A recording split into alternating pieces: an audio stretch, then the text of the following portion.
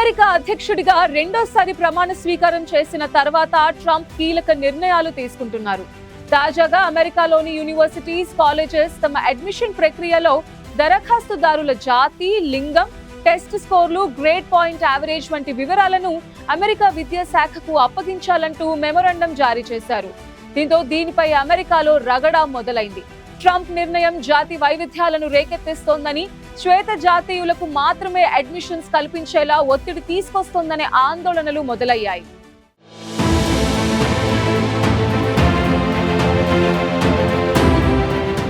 America యూనివర్సిటీలో, కాలేజీల్లో admission విధానాల్లో జాతి ఆధారిత ప్రాధాన్యతలను పూర్తిగా తొలగించే దిశగా ట్రంప్ ప్రభుత్వం కీలక నిర్ణయం తీసుకుంది.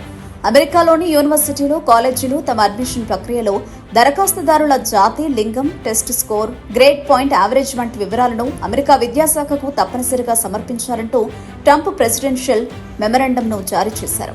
2023 సుప్రీంకోర్టు తీర్పును అమలు చేయడానికి కాలేజీలు మైనారిటీ విద్యార్థులకు అన్యాయంగా ప్రాధాన్యత ఇస్తున్నాయా అని పరిశీలించడానికి ఉద్దేశిస్తూ ట్రంప్ ప్రభుత్వం ఈ చర్యలు తీసుకుంది. అయితే అమెరికాలోని సంప్రదాయవాదులు దీనిని స్వాగతిస్తున్నప్పటికీ ఇది విద్యా సంస్థల్లో వామపక్ష భావజాలాన్ని నియంత్రించేందుకు ట్రంప్ సర్కార్ చేస్తున్న ప్రయత్నాల్లో భాగమని పలువురు ఆరోపిస్తున్నారు. 2023లో హార్వర్డ్ యూనివర్సిటీ ఆఫ్ నార్త్ కరోలినాపై స్టూడెంట్స్ ఫర్ ఫెయిర్ అడ్మిషన్ సంస్థ దాఖలు చేసిన కేసులో కాలేజీ అడ్మిషన్లలో జాతిని పరిగణలోకి తీసుకోవడం రాజ్యాంగ విరుద్ధమని అమెరికా సుప్రీంకోర్టు తీర్పిచ్చింది. ఈ తీర్పు దశాబ్దాలుగా కొనసాగిన అఫర్మేటివ్ యాక్షన్ అంటే మైనారిటీ విద్యార్థులకు ప్రాధాన్యత ఇచ్చే విధానాన్ని రద్దు చేసింది.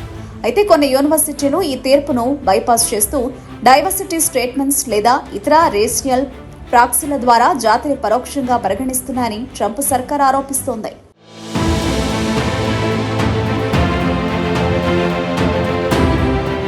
తాజాగా ట్రంప్ జారీ చేసిన మెమరాండం ప్రకారం యూనివర్సిటీలు తమ అడ్మిషన్ ప్రక్రియలో జాతిని పరిగణించడం లేదని నిరూపించేందుకు డేటాను సమర్పించాల్సి ఉంటుంది.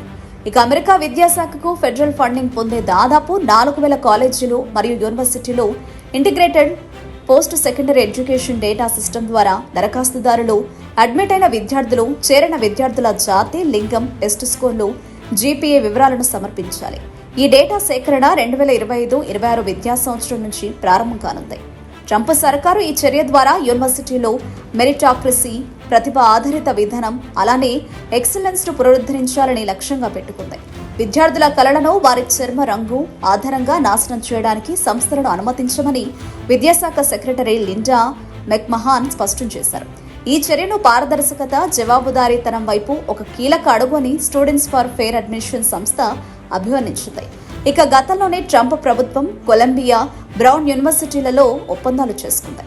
ఇందులో భాగంగా ఈ 2 ఐవీ లీగ్ యూనివర్సిటీలు తమ అడ్మిషన్ డేటాను సమర్పించడానికి జాతి ఆధారిత ప్రాధాన్యతలను ఆపివేయడానికి అంగీకరించాయి.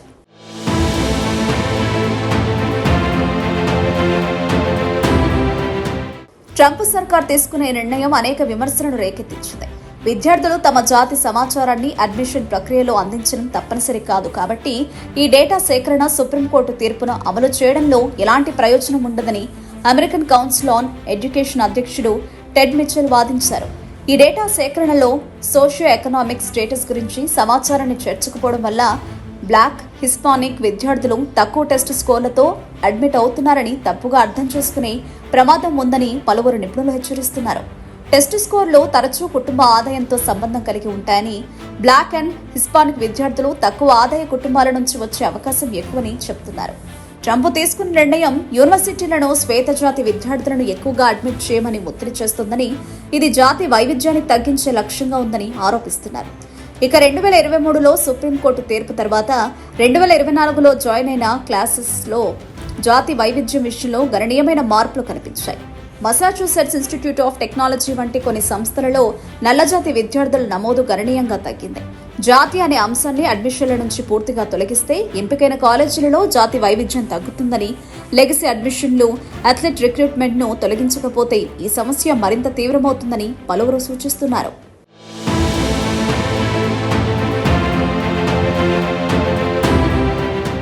విద్యా సంస్థల్లో వామపక్ష భావజాల నియంత్రణను తగ్గించేందుకు ట్రంప్ సర్కార్ ఈ మెమరాండంను జారీ చేసినట్టుగా విశ్లేషకులు భావిస్తున్నారు.